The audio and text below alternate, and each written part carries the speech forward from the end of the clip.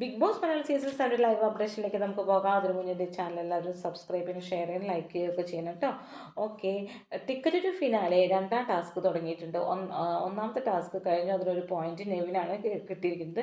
രണ്ടാമത്തെ ടാസ്ക് തുടങ്ങിയിട്ടുണ്ട്. അപ്പോൾ അതിലെല്ലാവരും ഒരു കച്ചിത്തുരുമ്പ് എന്ന് പറഞ്ഞ ഒരു സാധനം പിടിച്ച് ബാക്കിലോട്ട് കൈ ഇങ്ങനെ പിടിച്ച് നമ്മളിങ്ങനെ നിൽക്കണം. അതാണ് മണിക്കൂറോളം നിൽക്കണം. അതാണ് കച്ചിത്തുരുമ്പ് എന്ന് പറഞ്ഞിട്ടുണ്ടെങ്കിൽ.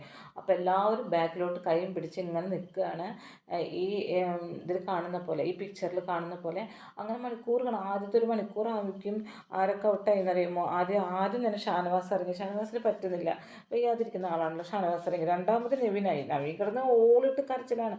അപ്പോൾ അനുമോളൊക്കെ പറയുന്നുണ്ട്, അപ്പോൾ പ്രസവിക്കാൻ പോകാൻ തോന്നുന്നു, പ്രസവിച്ച് കഴിഞ്ഞു എന്നൊക്കെ പറയുന്നുണ്ട്. ഓളിട്ട് കരച്ചിലായി. രണ്ടാമത് നവീൻ ഇറങ്ങി കിടന്നു. മൂന്നാമത് അനീഷിന് പറ്റുന്നില്ല. മൂന്നാമത് അനീഷ് ഇറങ്ങി. നാലാമത് അക്ബറായിട്ട് ഇറങ്ങിയിട്ടുണ്ട്.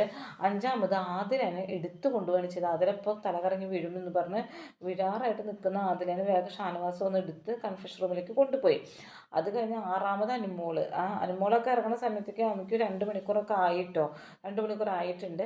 പിന്നെ നൂറ കുറേ നേരം പിടിച്ചു നിന്നു കേട്ടോ ഈ ആൺകുട്ടികളൊപ്പം. അവസാനമായിട്ട് സാബുമാൻ, ആര്യൻ, നൂറ മാത്രമേ ഉണ്ടായിരുന്നുള്ളൂ. നൂറ 7ാമത്തെ സ്ഥാനമായിട്ട് അവസാനം പോയി. ആൾ കുറേ നേരം പിടിച്ചു നിന്നിട്ടാണ് പോയത്.